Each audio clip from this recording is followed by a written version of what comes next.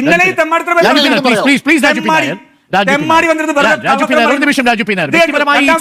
നിങ്ങളുടെ ധാരണ വീട്ടിൽ പറയാനുള്ളത് വീട്ടിൽ പോയി ഭാര്യ മക്കളെ വിളിച്ചിട്ട് പറയണം, ചാനലല്ല പറയേണ്ടത്. ആ ക്ലിഫ് ഹൗസിലേക്ക് വിട്ടിട്ട് പിണറായി വിജയൻ മക്കളെ വിളിച്ചിട്ട് പറഞ്ഞോ നിങ്ങളുടെ ധാരണ. അടുത്ത ബെല്ലോടുകൂടി നാടകം ആരംഭിക്കുക. ഇത്തരം ഒരു CI-മാരും മർദ്ദകന്മാരായ ഒരു CI-മാരും ഞങ്ങളുടെ സർക്കാരിന്റെ മുഖമല്ല. ഇപ്പൊ നിയമവിരുദ്ധമായി പ്രവർത്തിക്കുന്ന ഒരാളെയും സംരക്ഷിക്കുന്ന ഒരു നടപടിയും കേരള സർക്കാർ ഇതുവരെ സ്വീകരിച്ചിട്ടില്ല. ഇപ്പൊ പുറത്തു വന്ന വിഷയത്തിനകത്തും അതിശക്തമായ നടപടി ഉണ്ടാകും. അതിന് പ്രത്യേക താങ്ക്സ് ഉണ്ട്. ഇതുവരെ നടപടി എടുത്തതാണ് നമ്മൾ കണ്ടിട്ടുള്ളത്. നിരവധി മർദ്ദകന്മാരെ ഇതുപോലെ പിരിച്ചുവിട്ടിയ അനുഭവമുണ്ട്. പോലീസിൽ ക്രിമിനലുകളുണ്ട്, ആ ക്രിമിനലുകളെ പിരിച്ചുവിട്ടിയ അനുഭവമുണ്ട്. ഇപ്പോൾ പലതും ഇതുപോലെ തന്നെ പുറത്തു വരുന്ന ഘട്ടത്തിൽ സർക്കാരിന്റെ ശ്രദ്ധയിൽപ്പെട്ട് കഴിഞ്ഞാൽ അപ്പൊ തന്നെ നടപടി ഉണ്ടാകും. നല്ല വിവേകത്തോടെ നിയമബോധമുള്ള മാധ്യമപ്രവർത്തകരാണ്. ബഹുമാനം പ്രകടിപ്പിച്ചുള്ളൂ.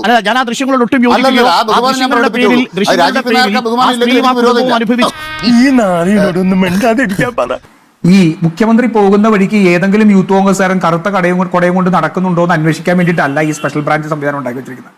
ദൗർഭാഗ്യവശാൽ കഴിഞ്ഞ 10 വർഷമായിട്ട് സ്പെഷ്യൽ ബ്രാഞ്ച് ചെയ്യുന്ന ഒരേ ഒരു പണി അതാണ്. കണ്ട അണ്ടനും അടവണ്ണൊക്കെ വോട്ട് ചെയ്താൽ ഇങ്ങനെയൊക്കെ ഉണ്ടാവും. OTA കയറ്റിയത് ഉമ്മൻചാണ്ടിയുടെ സർക്കാരിന്റെ കാലത്താണ്. ഉമ്മൻചാണ്ടി സാർ നിയമിച്ച പ്രയാർ ഗോപാലകൃഷ്ണൻ ശബരിമല മാത്രമല്ല കയറ്റിയത് കേട്ടോ. സോണിയാഗാന്ധിയുടെ കയ്യില് ഈ സ്വർണം കൊണ്ടുള്ള ബ്രേസ്ലെറ്റ് കെട്ടാൻ ആന്റണിയും അടൂർ പ്രകാശ് കൂടെ അവിടെ കൊണ്ടുപോയി സോണിയാഗാന്ധിയുടെ വീട്ടിലും കയറ്റി വെറുതെ ഓരോ ഇടാകൂടങ്ങൾ ഉണ്ടാക്കണ്ട കേട്ടോ. ബ്രേസ്ലെറ്റ് കെട്ടിക്കൊടുത്തു. അപ്പൊ ഈ കള്ളം പോറ്റിയെ ഈ അടിച്ചുപോയ സ്വർണത്തിന്റെ ഒരു ഭാഗമാണോ സോണിയാഗാന്ധിയുടെ കയ്യെ കൊണ്ട് കെട്ടിയത്? ആ ചോദ്യത്തിന് ഉത്തരം പറഞ്ഞിട്ട് ഈ ചർച്ചയിൽ ബാക്കി ഞാൻ എത്ര സമയമാണ് ഇരിക്കാം? വേണം. എന്താണ് സോണിയാഗാന്ധിയുടെ കയ്യിൽ കെട്ടിയെന്ന് രാജീവ് പി നായർ എന്ന് പറയുന്ന കോൺഗ്രസിന്റെ പ്രതിനിധി പറയാൻ വെല്ലുവിളിക്കുന്നു. അത്ര ഉള്ള എനിക്ക് ചോദ്യം.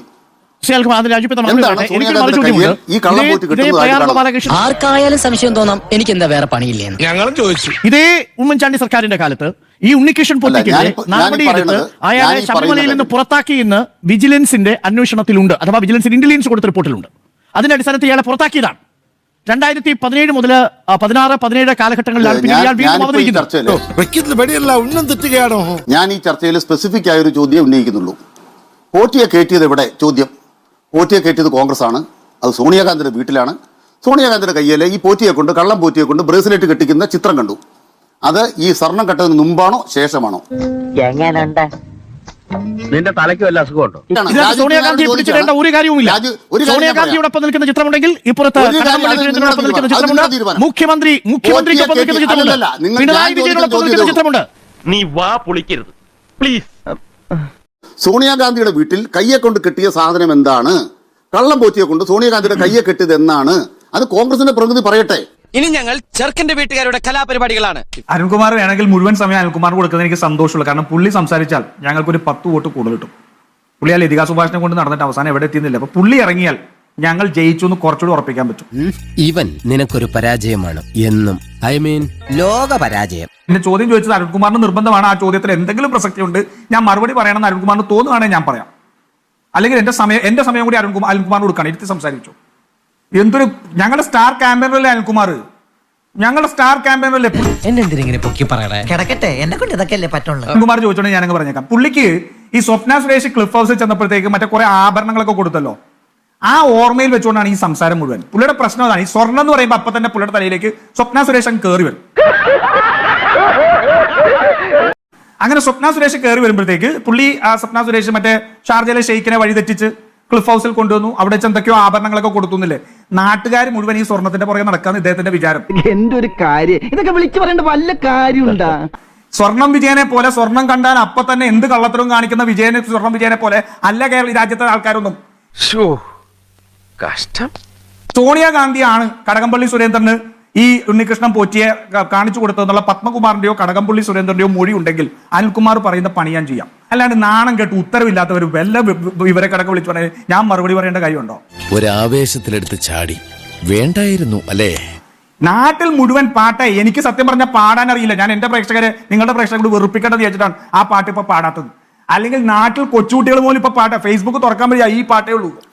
അതൊരു പോരായ്മ തന്നെയാണ്. അതെ അതെ. ഈ കഴിഞ്ഞ ദിവസമാണല്ലോ IFFKയുടെ ചർച്ച നടന്നത്. എന്തൊരു ഘോരഘോരമായിരുന്നു ആവിഷ്കാര സ്വാതന്ത്ര്യത്തെ കുറിച്ച് പറഞ്ഞുകൊണ്ടിരുന്നത്. എന്തൊരു ഘോരഘോരമായിട്ട് പറഞ്ഞുകൊണ്ടിരുന്ന കണ്ടില്ലേ? പൊളിഞ്ഞ് പാളീസായത് ഒറ്റ ദിവസം കൊണ്ട്. ഇത്രയേ ഉള്ളൂ ഈ പറയുന്ന പിററായിസ്റ്റുകൾ. ഇന്ന് ജനങ്ങൾ മുഴുവൻ നിങ്ങൾ യൂട്യൂബിനൊക്കെ മാറ്റിക്കോ. നിങ്ങൾ യൂട്യൂബിൽ നിന്നൊക്കെ മാറ്റിക്കോ. ഞങ്ങൾ പത്രസമ്മേളനങ്ങളും ഞങ്ങളുടെ പരിപാടികളും പുറത്ത് റോഡ് ഷോ നടത്തിയും ഞങ്ങൾ ഈ പാട്ടങ്ങ് പാടും. ഇടം വലം നോക്കാതെ ചെയ്തിരിക്കും. ഇവർക്ക് ഈ തെരഞ്ഞെടുപ്പിൽ ഈ പാട്ട് ഉടനീളം ഉപയോഗിച്ചപ്പോ വിജയം കഴിഞ്ഞ വരെ ഇവർക്ക് യാതൊരു പരാതിയില്ലായിരുന്നല്ലോ. എപ്പോഴാണ് ഇവരുടെ പരാതി തുടങ്ങിയത്? ഈ പാട്ട് എഴുതിയത് ആരാണ് എന്നുള്ള മാധ്യമങ്ങൾ റിപ്പോർട്ട് ചെയ്തപ്പോഴാണ് ഇവരുടെ പ്രശ്നം തുടങ്ങിയത്. പറ്റിപ്പോയടാ. വേണ്ട വേണ്ട, നീ പലതവണ പറഞ്ഞതാ. ഞാനൊരു ചോദ്യം ചോദിച്ചു, ഉത്തരവില്ല. എന്നിട്ട് ഞങ്ങളെ പള്ളി പറഞ്ഞു, ഇത്തരം ഒരു ചർച്ചയ്ക്കും ഞങ്ങളെ വിളിക്കരുത്. ഞാൻ കൃത്യമായിട്ട് പറയുകയാണ്, നിങ്ങളോട് അപേക്ഷിക്കുകയാണ്. ഞാൻ ഒറ്റ ചോദ്യം ചോദിച്ചുള്ളൂ. അയ്യോ, അവന് കിട്ടിയതൊന്നും പോരാ. സോണിയാഗാന്ധിയുടെ വീട്ടിൽ കയറ്റിയെന്ന് ഉത്തരവുണ്ടോ? പോറ്റിയെ കയറ്റിയത് സോണിയാഗാന്ധിയുടെ വീട്ടിലാണ്. അരുൺ കേൾപ്പിച്ച ചാണ്ടി ഉമ്മന്റെ ശബ്ദം സോണിയാഗാന്ധിയുടെ വീട്ടിൽ കയറ്റിയതിനാണ്. അതാണ് എന്റെ ചോദ്യം. പോറ്റിയെ കയറ്റിയെന്ന് പറഞ്ഞാൽ സോണിയാഗാന്ധിയുടെ കള്ളൻ പോറ്റിയുടെ കയ്യിലെ ബ്രേസ്ലെറ്റ്, ആ കള്ളൻ പോറ്റിക്ക് കൂട്ടു നിൽക്കുന്ന കോൺഗ്രസ്, കള്ളം പോറ്റിക്ക് കൂട്ടു നിൽക്കുന്ന ആന്റോ ആന്റണി, കള്ളം പോറ്റിക്ക് കൂട്ടു നിൽക്കുന്ന അടൂർ പ്രകാശ്, ആ കള്ളന്മാർക്ക് കഞ്ഞിവെച്ച് കൊടുക്കുന്ന വി ഡി സതീശൻ. എന്നിട്ടോ പ്രതിപക്ഷ നേതാവ് ഇന്ന് ഒളിച്ചോടി. കോൺഗ്രസുകാരുടെ ചോദ്യം, സോണിയാഗാന്ധിയുടെ കയ്യില് ഈ കള്ളം പോറ്റി എന്തിന് ബ്രേസ്ലെറ്റ് കെട്ടി? സോണിയാഗാന്ധിയുടെ കയ്യിൽ കള്ളം പോറ്റിയെ കൊണ്ട് ബ്രേസ്ലെറ്റ് കെട്ടിച്ച് സോണിയാഗാന്ധിയുടെ അന്തഃപുരത്തിൽ ഈ കള്ളം പോറ്റിയെ കെട്ടിയ കോൺഗ്രസിന് എനിക്കറിയാൻ പാടില്ല. അത് ബ്രേസ്ലെറ്റ് ആണ് എന്ന് എന്റെ മുന്നിൽ അതിന് തെളിവില്ല. എന്റെ മുന്നിൽ അതിന് തെളിവില്ല. അത് ബ്രേസ്ലെറ്റ് ആണ് എന്നതിന് തെളിവില്ല. പക്ഷേ പ്ലേ ചെയ്യാം. ഈ വക കൂതറ കളി കളിക്കാൻ നിനക്കല്ലാതെ മറ്റാർക്കും സാധിക്കും.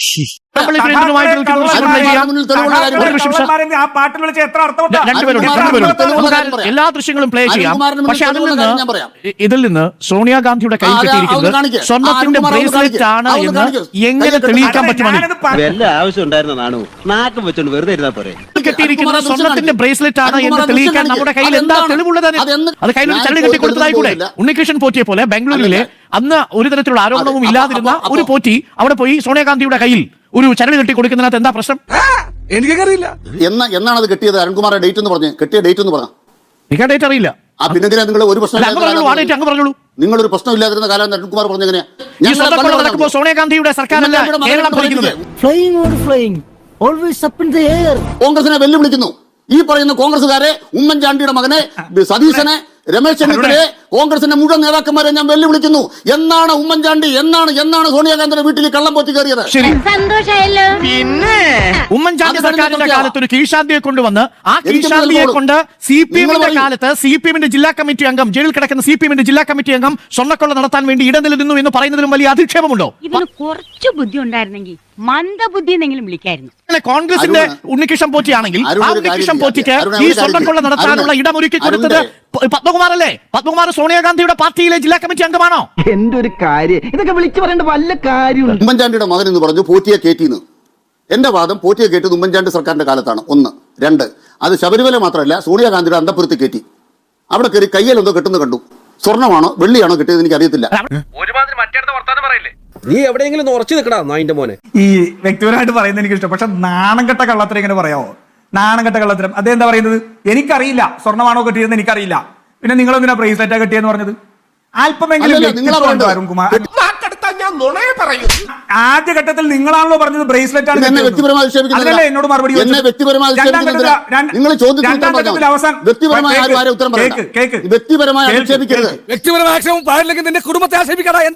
എന്താണെന്ന് എനിക്കറിയാൻ പാടില്ല. പിന്നെ നിങ്ങൾ എങ്ങനെ ആദ്യത്തെ ഘട്ടത്തിൽ ബ്രേസ്ലെറ്റ് ആണെന്ന് പറഞ്ഞത്? നിങ്ങൾ പറഞ്ഞത് ഇയാളെ കൊണ്ടുപോയി നിങ്ങളുടെ ധാരണ പറയാനുള്ളത് വീട്ടിൽ പോയി പറയണം. നിങ്ങളുടെ ധാരണ വീട്ടിൽ പോയി ഭാര്യ മക്കളെ വിളിച്ചിട്ട് പറയണം. ചാനലല്ല പറയേണ്ടത്. നിങ്ങളുടെ ധാരണ പറയാം. വീട്ടിൽ പോയി ഭാര്യ മക്കളെ വിളിച്ചിട്ട് പറയണം. അല്ലെങ്കിൽ ആ ക്ലിഫ് ഹൗസിലേക്ക് വിട്ടുപിടിച്ചോ. ആ ക്ലിഫ് ഹൗസിലേക്ക് വിട്ടിട്ട് പിണറായി വിജയൻ മക്കളെ വിളിച്ചിട്ട് പറഞ്ഞോ നിങ്ങളുടെ ധാരണ. അതാ നല്ലത്. സോണിയാഗാന്ധിയുടെ മേലേക്ക് തന്റെ ധാരണ കൊണ്ടുവരണ്ട കേട്ടോ. അത് വേണ്ട. തെമ്മാടിത്തരം പറഞ്ഞിട്ട്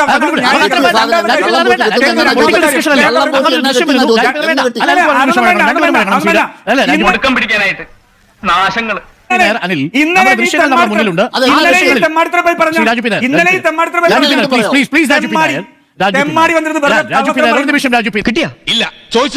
കെട്ടിന്ന് പറയൂ. അത് ചരട് കെട്ടി എന്ന് സങ്കല്പിച്ചാൽ പോലും എന്താണ് കെട്ടിയത് എന്ന് കെട്ടി? എന്താണ് കെട്ടിയത് എന്ന് കെട്ടി? എന്നാണ് കെട്ടിയത്? ശരി, അതിന് ഏതോ ഒരു വാക്ക് എന്നെ പറഞ്ഞിട്ട് കാര്യമില്ല. വക്കച്ചൻ ചേട്ടൻ ഇങ്ങനെ ചൂടാകേണ്ട യാതൊരു ആവശ്യമില്ല. ഇതൊക്കെ ഒരു സ്പോർട്സ്മാൻ സ്പിരിറ്റിൽ എടുക്കണ്ടേ? ചോദ്യം ചോദിച്ചാൽ മര്യാദ ഉത്തരം പറയണം.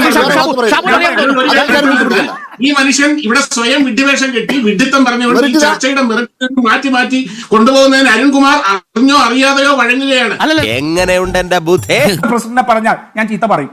അത് പറയാതെ പോയി കഴിഞ്ഞാൽ ശരിയാവില്ല. ഇങ്ങനെ സത്യം പറഞ്ഞ ഈ ചർച്ചകൾ മുഴുവൻ ആളാമി അങ്ങനെ ചീത്ത പറയുന്നതോടുകൂടി ഇരിക്കാൻ എനിക്ക് ഉദ്ദേശമില്ല കേട്ടോ. അങ്ങനെ കേൾക്കാൻ ഉദ്ദേശമില്ല. ഇനി ഒരു നിമിഷം പോലും ഞാൻ ഇവിടെ നിൽക്കില്ല സാർ. നിൽക്കില്ല സാർ, ഞാൻ പോവാണ് സാർ. പോകണമെങ്കിൽ സാർ. അങ്ങനെ ചീത്ത പറഞ്ഞാൽ അനിൽകുമാർ വിഷയം നന്നായി ചർച്ച ചെയ്യുന്ന ആളാണ്. നമ്മൾ ചർച്ചകൾക്ക് വേണം. അതുകൊണ്ട് നമ്മൾ വ്യക്തിപരമായ ചർച്ചയിലേക്ക് പോകുന്നില്ല. വ്യക്തിപരമായ ചർച്ചകളിലേക്ക് പോകുന്നില്ല. എനിക്ക് സൗകര്യപ്പെടുകയില്ല. എനിക്ക് വേറെ പണിയുണ്ട്. നിങ്ങളും ഈ കാർന്നോരും കൂടി കുറച്ചു നേരം കല്ല് കളിക്കും.